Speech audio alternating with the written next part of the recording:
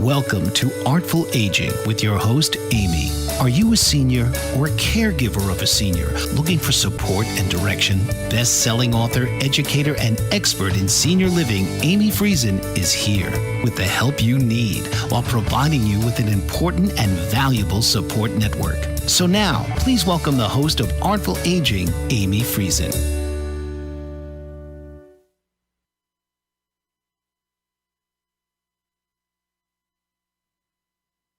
Good morning, everyone. I'm Amy Friesen, and this is Artful Aging with Amy. Thanks so much for joining us today. We are live from Bold Brave TV, and today's show is all about flushing the stigma on incontinence.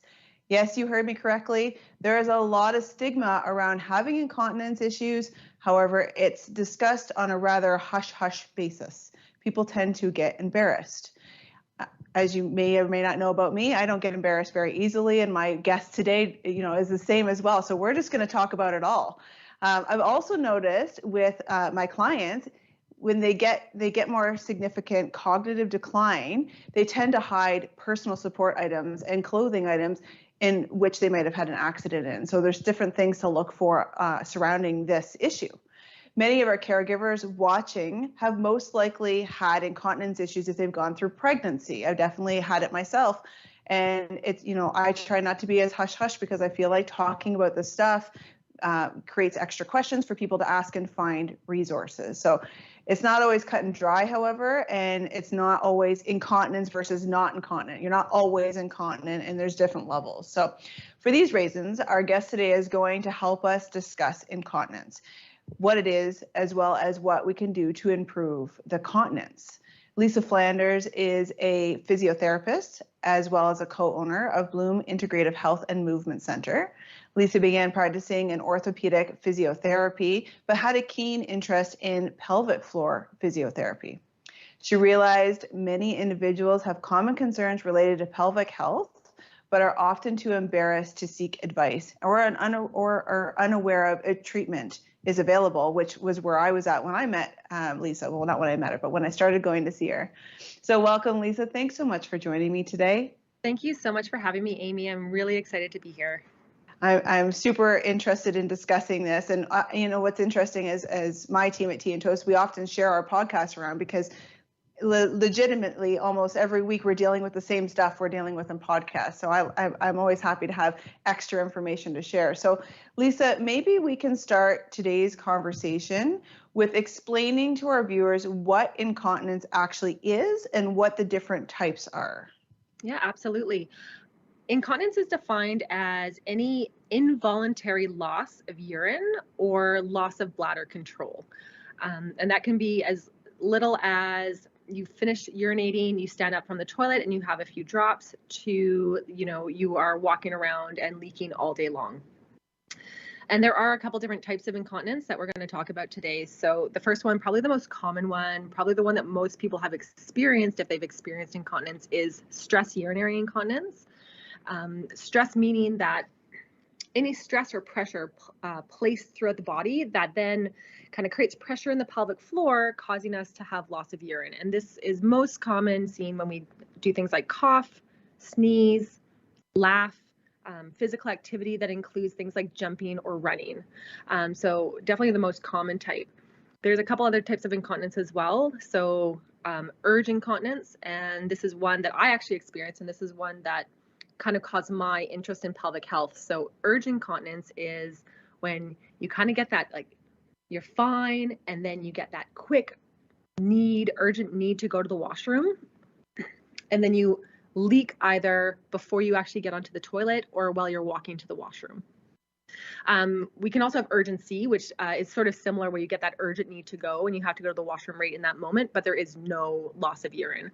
And so actually, as a young child, I had both forms. I would get home from school, I'd get to the house, I'd put my key in the door, and I'd suddenly have that urgent need to urinate, and I'd be like waddling up the stairs because our bathroom was on the second floor, and I'd be leaking at like 16 years old the entire way up to the washroom and have to change my pants once I got home. And then we also have something called functional incontinence, and functional incontinence is one that I don't think people are really aware of. And functional incontinence means there's some sort of physical or mental impairment that actually causes that person not to be able to make it to the washroom on time. And things that we can think of are, someone that maybe has arthritis in their fingers and is unable to undo the button on their pants, or maybe the washroom's on the second floor and that person's on the first floor and it takes them a long time to get up to the second floor, or it's nighttime and it's dark and that person is afraid to walk down the hall because they have to walk past a flight of stairs to make it to the washroom. So that's functional incontinence. And then finally, we can have a mixed bag. So we call it mixed incontinence, where, someone might have stress urinary incontinence, but they also have urge incontinence, or someone has stress incontinence as well as functional incontinence. So there is definitely that combination of the two together, or of multiple types together. Yeah, for sure. I've definitely had stress incontinence after I was pregnant, right? And it's just, there was a long time where I did not jump.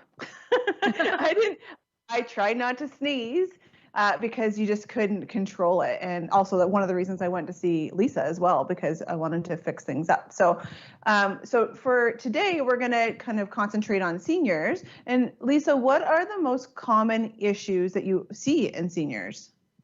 I would say with our senior population, with our senior population, the most common concerns, and I mean, it varies. People come in for a variety of different reasons, but some of the more common reasons that people come in are a mix of stress and urge incontinence. So those two we just spoke about. I also have a lot of people that come in with overactive bladder type symptoms. So that's any sort of frequency of urination. So maybe feeling like you have to go to the washroom every half hour or every hour, and I'm sure a lot of your viewers are going to be able to sympathize with this. Like, you go to the movies and you want to sit on the end row or the end of the row, so that if you have to go to the washroom, it's very easy for you to sneak out to do so. I sympathize with that myself. So yeah. Oh, me too. Absolutely, me as well. And I'm the type of person, when I fly, I like to sit on the aisle because I don't like to bother people if I have to go to the washroom. 9 times out of 10, I don't have to go to the washroom, but it's like the second I'm in a middle or the window seat, that's when I have to go, because I'm going to have to bother people, and I don't like that. So overactive bladder can be defined as frequency, increased frequency of urination, or just more urgency to go to the washroom. We also see a lot of people for pelvic organ prolapse, and that's something that's not often talked about either. So pelvic organ prolapse is anytime there's a weakness, typically in women. So when there's a weakness in the vaginal wall and the bladder is no longer being supported well, so it kind of falls into the vagina, it changes shape, pardon me. The rectum can fall a little bit into the vagina, or even the uterus itself can start to fall down. So a lot of my clients will then talk about concerns related to pressure. So they feel like there's pressure, there's heaviness. I often define it, or when I'm talking to clients about this and they're not really sure what I'm meaning, I'll say, it's sort of that feeling of like a tampon is been inserted incorrectly and it's a little bit uncomfortable. Like, there's a feeling there. Constipation is another really common one that we see people for. So can be treated with pelvic floor physiotherapy along with pelvic pain, and then the pre-op and post-op surgeries. So whether it's a hysterectomy, a prostatectomy, or any other bladder repair or any other pelvic floor type surgeries, other things we see. Well, we're off to the races, Lisa. So we're going to take a break. After the break, Lisa and I are going to continue this conversation. You're watching Artful Aging with Amy live on Bold Brave TV, and we'll be right back. Artful Aging with Amy is currently looking for guests and show ideas for our next season.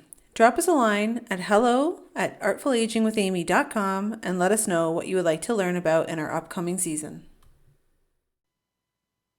Welcome back to Artful Aging with Amy. My guest today is a physiotherapist specializing in pelvic floor physio.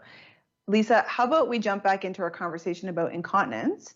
Before the break, we were discussing some of the common issues that seniors have. Lisa, I've got to ask, as many people are probably thinking this, is pelvic floor weakness and incontinence just a part of the aging process?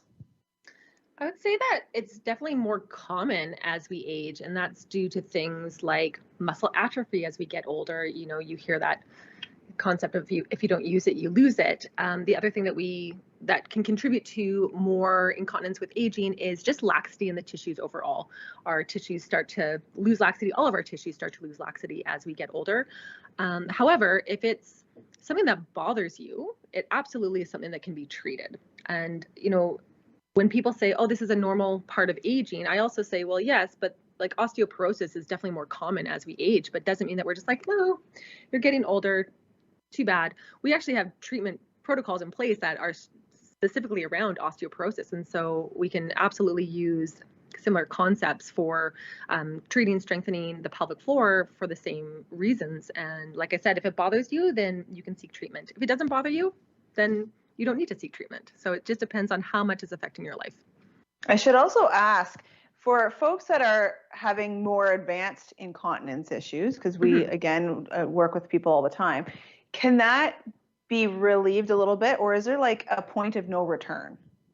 I wouldn't say that there's a point of no return. There's probably going to be a point where we can't, from a physiotherapy perspective alone, we can't 100% reverse it, but that's where we would start to work with physicians, your gynecologist, urologist, to also discuss some other ways that we can help support that person, whether it be surgery, maybe medication, along with physiotherapy or other, occupational therapy, other therapies. So I wouldn't say that there's a point of no return, but there might be a point that like one modality, so physiotherapy alone, can take you to an endpoint. Yeah. Fair enough. Are there any certain warning signs that seniors can look for either in themselves or perhaps their partners?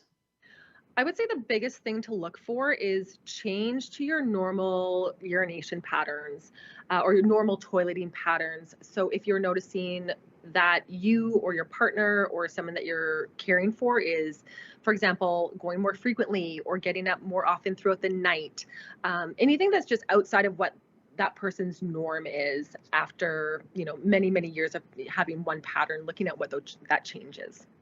Fair enough. Fair enough. Yeah, there's a lot of people that have concerns at night. We see that a lot when we're working with our clients, which are usually new.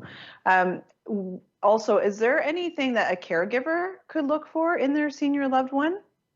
Yeah, there's a lot of things that can be looked at. So I would first start with things like communication. So having a communication between the caregiver and the person that they're caring for, to see if there are any changes that have been noticed. We can start looking at things like access to the toilet. So where, if someone's noticing, oh, this person's having more incontinence, where is that toilet located within the house? When does incontinence occur? Does it occur at nighttime?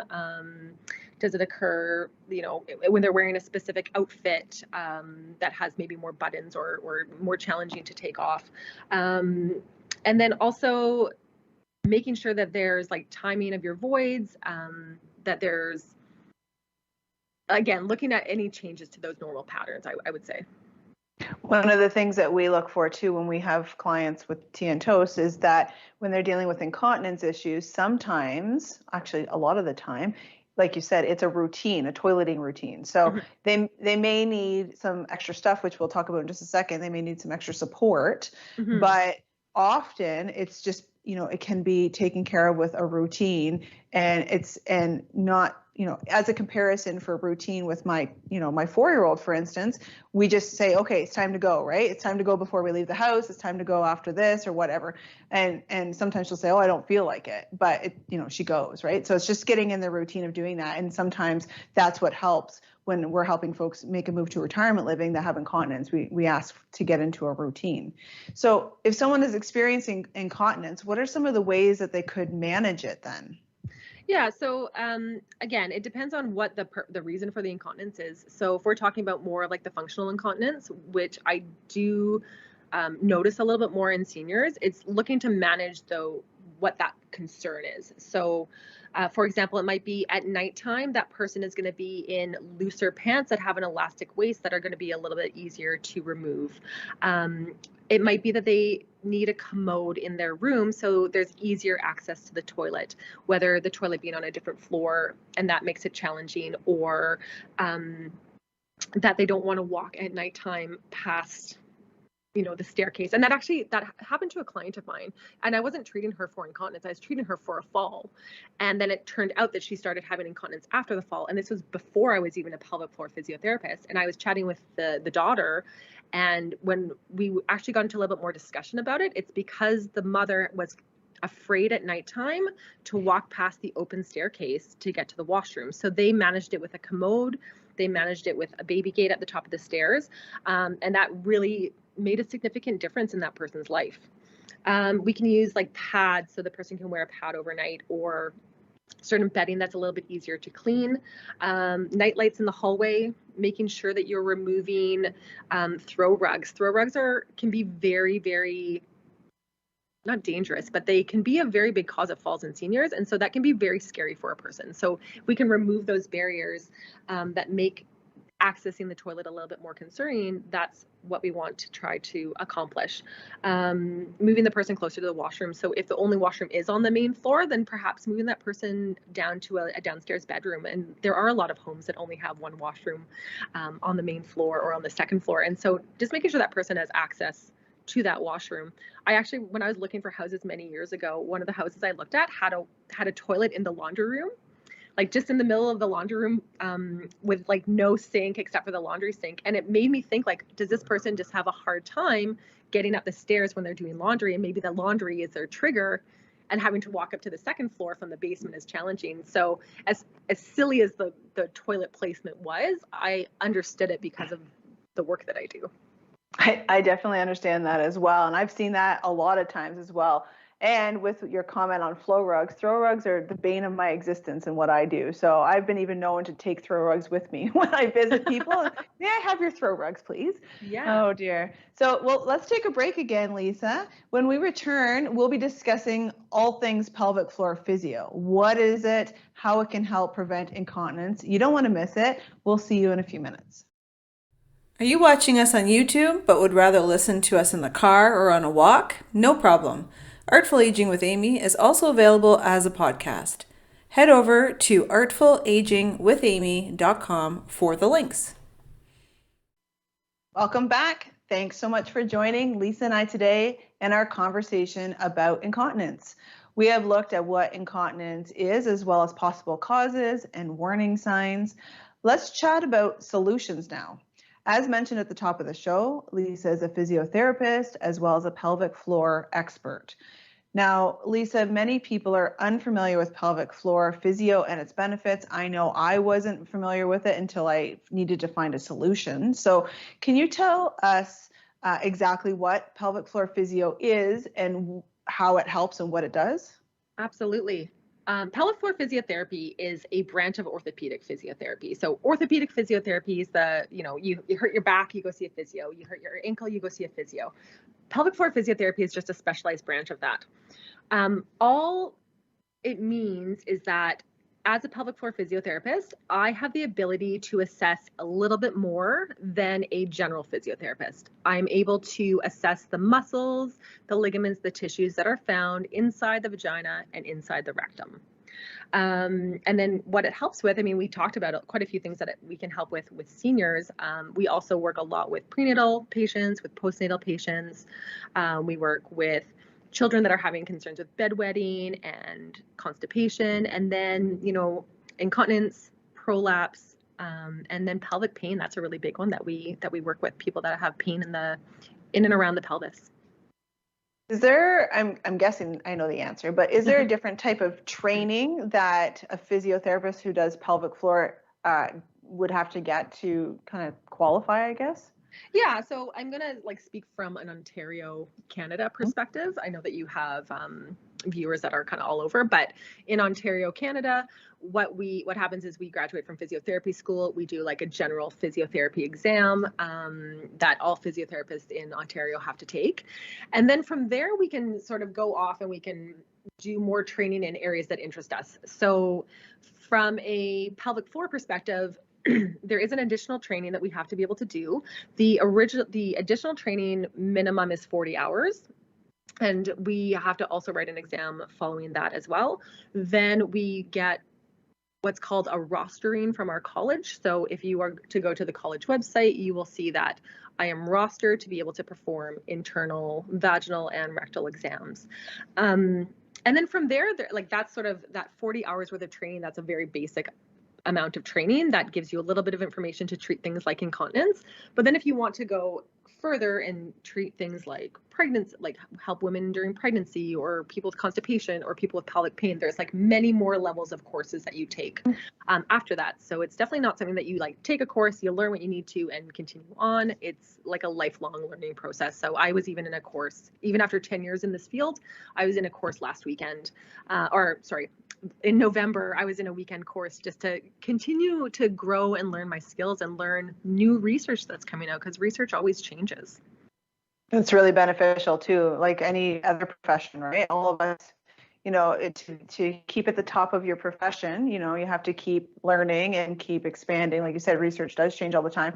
And one of the reasons I asked that is because I don't see a lot of pelvic floor physios. It's not something that's like all over the place. So that's why I was curious. Mm-hmm.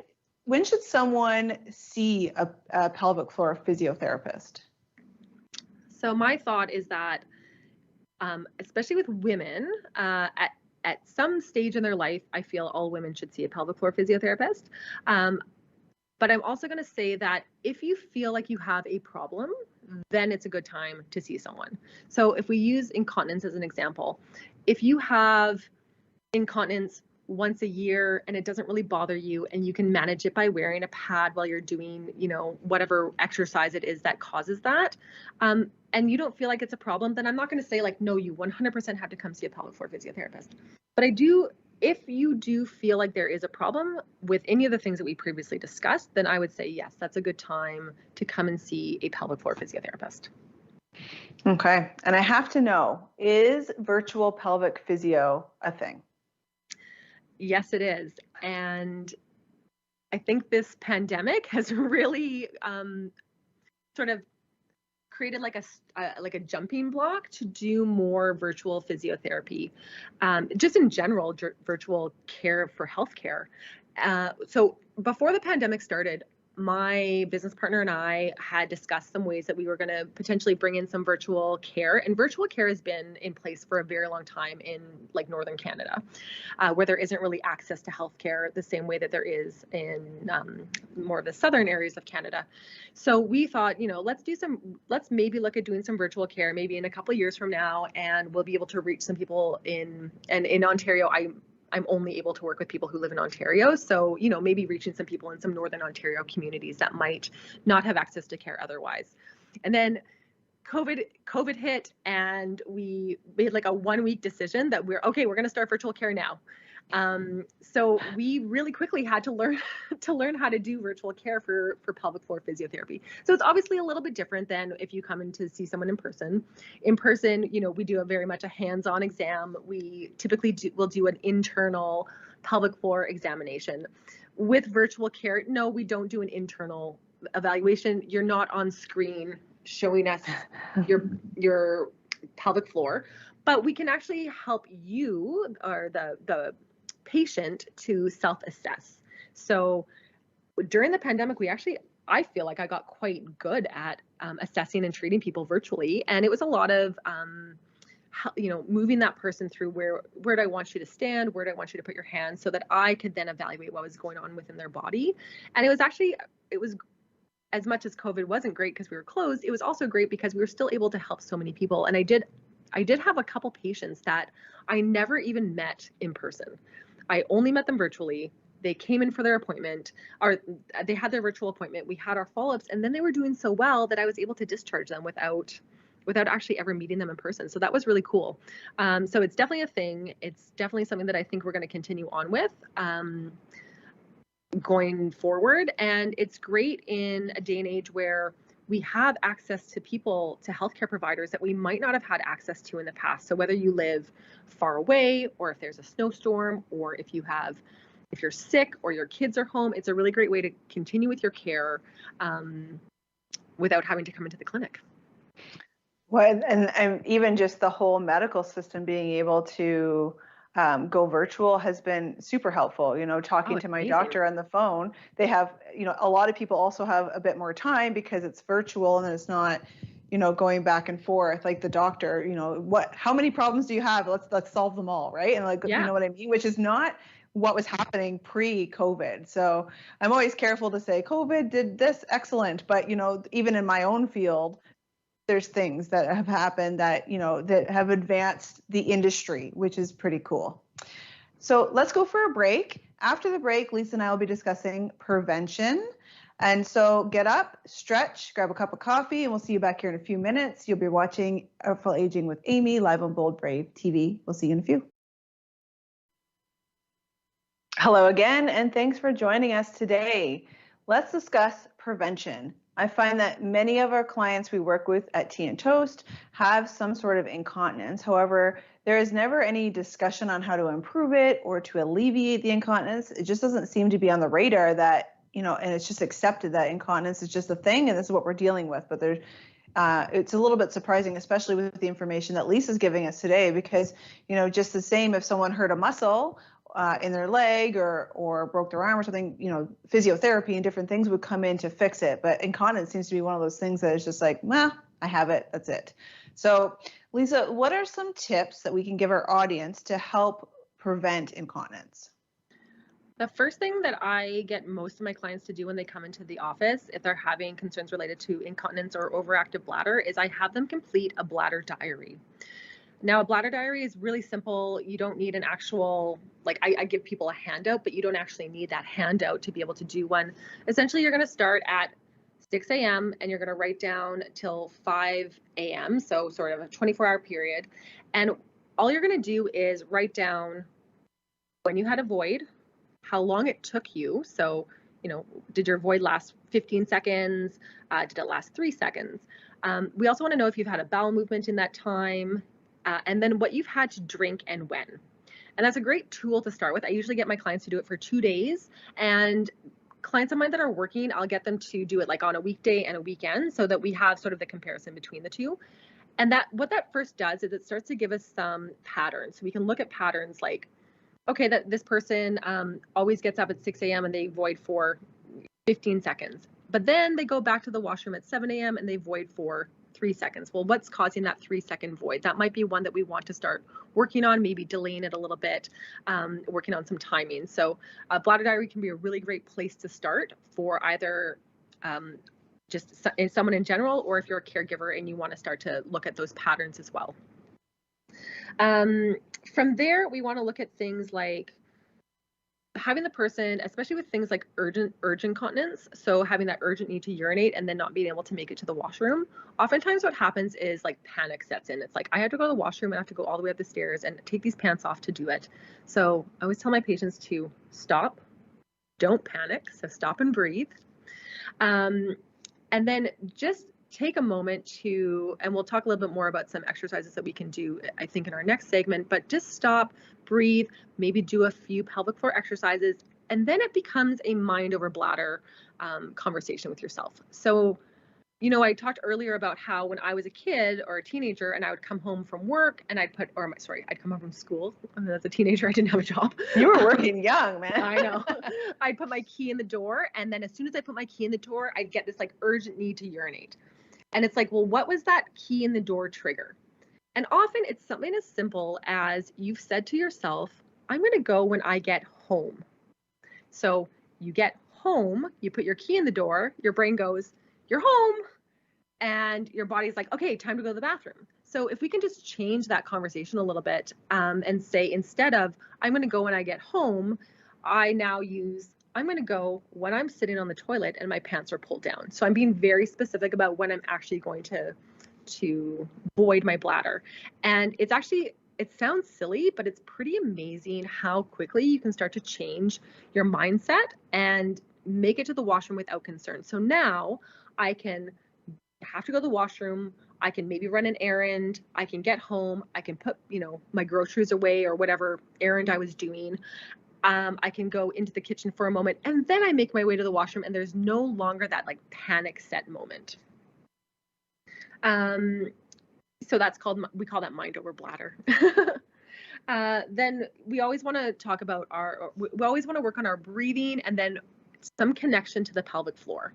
So breathing becomes very important when we think of pelvic floor function. Our breath is very closely related to the pelvic floor.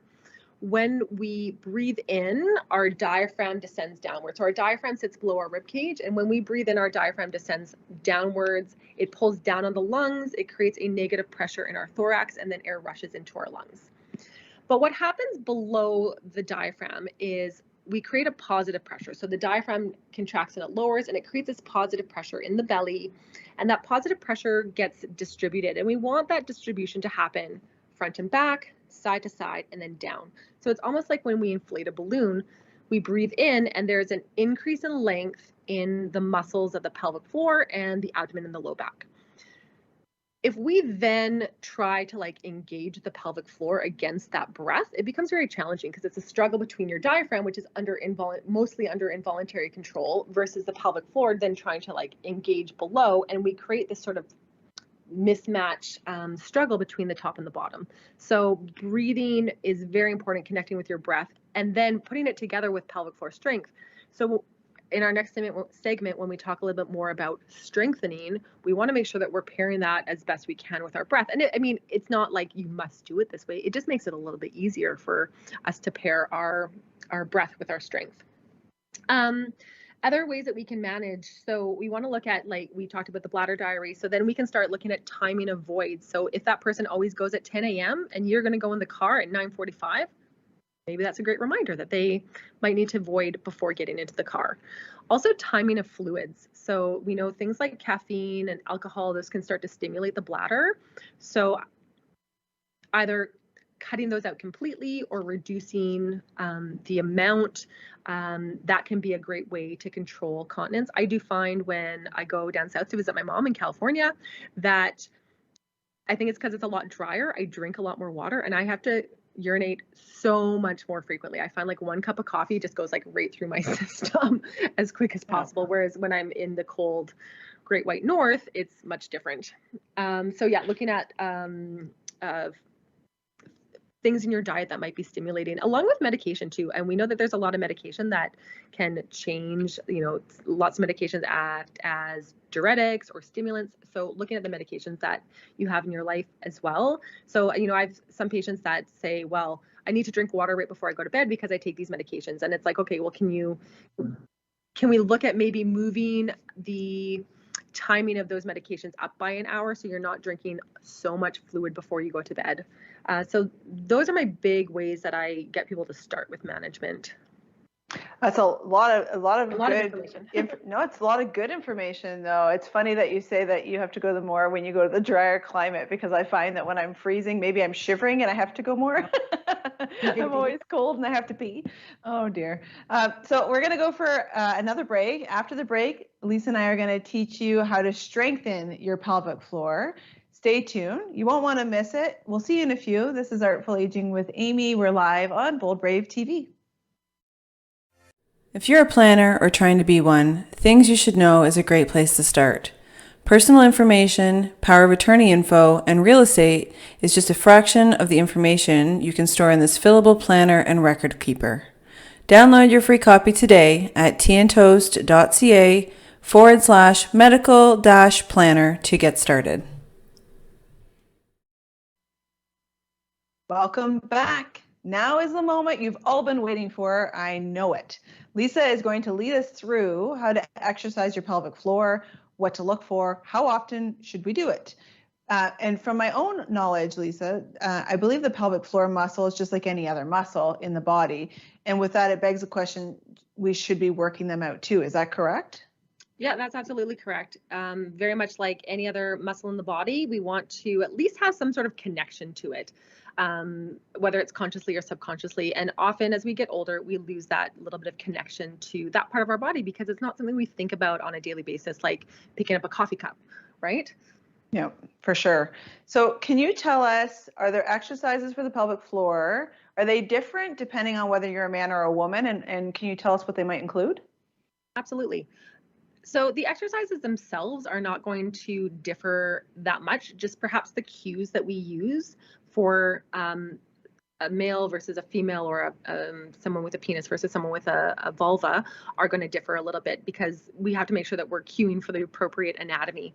But I mean, overall, the muscles of the pelvic floor are the same, whether you are a man or a woman. So I do have my little pelvis model. This is a female pelvis. As you can see, we have the vulva on the outside. But if I take this off, really everything else is the same. So we have our internal pelvic floor muscles that we can see here. So as I mentioned, the pelvic floor works together well with our breath, along with a few other structures. We don't have a ton of time, so I'm going to just kind of talk about how the pelvic floor itself works with our breath. So our diaphragm sits on top. So like I said, when we breathe in, the diaphragm contracts and it lowers. It creates this pressure in the abdomen. And what we want is that pelvic floor to start to lengthen and accept that pressure. And then as we breathe out and the diaphragm returns to resting, that's when the pelvic floor will then start to reflexively lift. And then that's a great time for us to start thinking about engaging some of the spots within the pelvic floor. So to start with very simple exercises, I typically will get my clients, if they're, this is actually great for virtual. This is how I would start someone virtual. I would get you to put one hand on the side of your ribs and one hand on our abdomen. And I don't know if you can actually see what I'm doing here, but one hand on the side of the ribs, one hand on the side of the abdomen, and just start by touching base with your breath. We would take a long breath in and then out. And a long breath in and out. So the first key there is that you want to make sure that you are feeling both of your hands moving. So as we breathe in, the hands should move out, and then as we breathe out, the hands kind of move back in. And then we can start cueing some different spots within the pelvic floor. So we're going to start with two different cues, whether you are a man or a woman, two different cues to start working on the very front part of the pelvic floor. So as you take your long breath in, everything's relaxing. As we breathe out, we're going to either think about lifting our testicles up. So that would be a great cue for a male. So exhaling, lifting the testicles up. And for a female, we're going to think about nodding the clitoris downwards. So let's just do a couple breaths in and out where we think about those two cues. So long breath in. Exhale, wink the clitoris. Long breath in. Exhale, think about lifting the testicles. And then I get that person to think about where they feel that in their body. And what I'm hoping that your viewers are feeling is the front part of the pelvis engaging a little bit. From there, the cues actually become very generic. So our second cue that we're going to use, this is going to get a little bit more of the middle of the pelvic floor. So we're going to think of our sits bones. So our sits bones, if you put your hand underneath your bum, that's exactly where we sit. That's a bone that you'll feel when you sit. When someone, says they have a bony bum, that's what you're going to feel. So on our next exhale, we're going to think about bringing the sits bones together, but just by about 1 millimeter. We're just doing very small movements here. So we're going to take a long breath in. Exhale, think about bringing the sits bones together by 1 millimeter. Long breath in. As we breathe in, we always want to think about relaxing, so lengthening. And then we're going to breathe out. Think about bringing the sits bones together. And then the third part is where we're going to think of the very back of the pelvic floor. And we're going to use this, again, the same cue, no matter what body parts you have. We're going to think about stopping the passage of gas. So we take our long breath in, breathe out, gently think about stopping the passage of gas. And you should feel that one a little bit more within the bum. And then we can put those three together. So we can think about taking our long breath in, exhale, think about winking the clitoris or lifting the testicles, bringing the sits bones together, and then gently stopping the passage of gas. Always ending your exercise with an inhale. We always want to end the exercise with lengthening of that pelvic floor again. So we're going to just finish with our long breath in and let the muscles relax. Now at home, you can play around with those different cues and see what feels best for you. You can, what feels best for your body. Does doing one of them, does doing all three of them, does combining two of them together. That's the basis of a Kegel. So a Kegel is a shortening and a lengthening of the pelvic floor. And then from there, we can add some movement. And I love adding movement because it's very rare people feel incontinent when they're just sitting still. You always hear people, oh, I'm in the car and I did all my Kegels. And it's like, great, but did you actually have incontinence in the car, or did you have incontinence when you were walking up the stairs? So then we just want to add a little bit of movement to get the brain and the pelvic floor talking to one another with movement. And I do have some different examples of things you can do. So I have a little 5-pound weight. You can use a soup can at home, or I have a stretchy band, and you could use like a pair of pantyhose or like stretchy pants at home. So then we start putting it together with some movement. So I'm going to do a simple shoulder press here. We're going to take a long breath in. We're going to exhale. You're going to engage whatever part you want to engage at the pelvic floor. I'm going to choose to think about winking the clitoris. And then all I'm going to do is lift. There you go. Lift the arm up overhead. Breathe in. Let everything relax. Exhale, engage. And lift the arm up.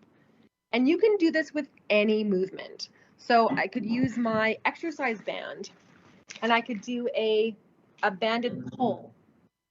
I could, in seated, lift a leg up. In standing, I could, stand on one foot. There's lots of different ways you can incorporate this.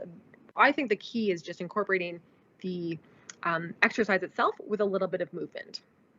That's awesome. Thanks so much, Lisa. I really appreciate that. I hope that our viewers have been able to locate their pelvic floor and been able to start doing this. I want to thank you so much, Lisa. We've come to the end of our time already together. Thanks so much for joining us today. Thank you so much. I appreciate being here. After the break, I will break down our top tips from today. Keep strengthening your pelvic floor during the break, and we'll see you in a few. Welcome back. This is Artful Aging with Amy. We're live on Bold Brave TV. I hope that you've learned a lot about how to exercise your pelvic floor, and maybe you'll pass this episode along to some of your friends and loved ones. Help get the word out. There's definitely some improvements folks can do who have incontinence. So let's help spread that a little bit. For more information about Lisa and Bloom, you could always head over to artfulagingwithamy.com. There's a link there for Lisa, as well as on Lisa's site, there are a lot of videos that are called Not TMI, which are my favorite. So I think that they're pretty awesome. So if you want to head over there, there's definitely a lot of more information that you can get. If you've enjoyed today's episode, please hit the like button and subscribe so that you'll be notified when we put new episodes out. Also, you'll be helping other families find us because of the algorithms of YouTube and all of our podcasts, then they'll come up more often. So if you could help us out to reach some more families and help them. Okay, so my top list from today. Overall health is really my number one. It's important to make sure that although we didn't cover this specifically with Lisa, it's something her and I spoke about previously.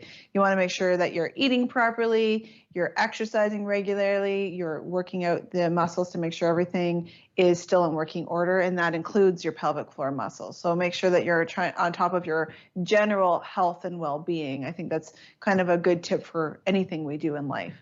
Number two, have a look at your medications and see if they may be causing you some incontinence. You can always have them reviewed by your doctor or a pharmacist. Some folks are taking muscle relaxants that may have interfered. Some other folks are dealing with stimulants that also may be interfering with their pelvic floor and causing incontinence. So it's always important to have a good look at what's happening. Like Lisa said too, with the bladder diary, it's always a good thing to have a look at what's currently going on before you change anything, so you know how you can tweak anything else that comes up. And number three, remember that incontinence doesn't need to be accepted as a normal part of aging. There are ways to help, such as the ways that we spoke about today. So you don't have to just accept that you're incontinent and then, obviously wear pads or whatever that you're going to do. You can always look into alternative things to do, such as pelvic physio, and replay the exercises today, and hopefully they can give you a little bit of a leg up. That does it for us today. On next week's show, we will be discussing caregiving with a parent who is also caregiving for her parents and in-laws, as well as obviously her kids. Her name is Sarah McEwen. I think that it's going to be a great conversation. She's also a life coach. So make sure you let your friends know about the upcoming episode. I think not only will it be an eye-opener for a lot of folks, but it's going to be super informative. For more information on today's guest, as well as upcoming guests, join me over at artfulagingwithamy.com. There you'll also find links for extra downloads, links to all of our guests' websites, so that if you want some more information on them, it's available there. And you can also head around the site as well to look at the free downloads that TM Toast has as well. So if you're looking for retirement living, then you can always do that. There's a fuzz in my face. So thank you so much for joining us on Artful Aging with Amy. We're on Bold Brave TV. From me to all of you, I hope that you have a wonderful Wednesday. Take care. You've been listening to Artful Aging with host Amy. Many folks just like you feel they're alone in their journey in helping a loved one or caregiver. So tune in each week and let Amy show you that help is around the corner and is just one conversation away. Here on Artful Aging.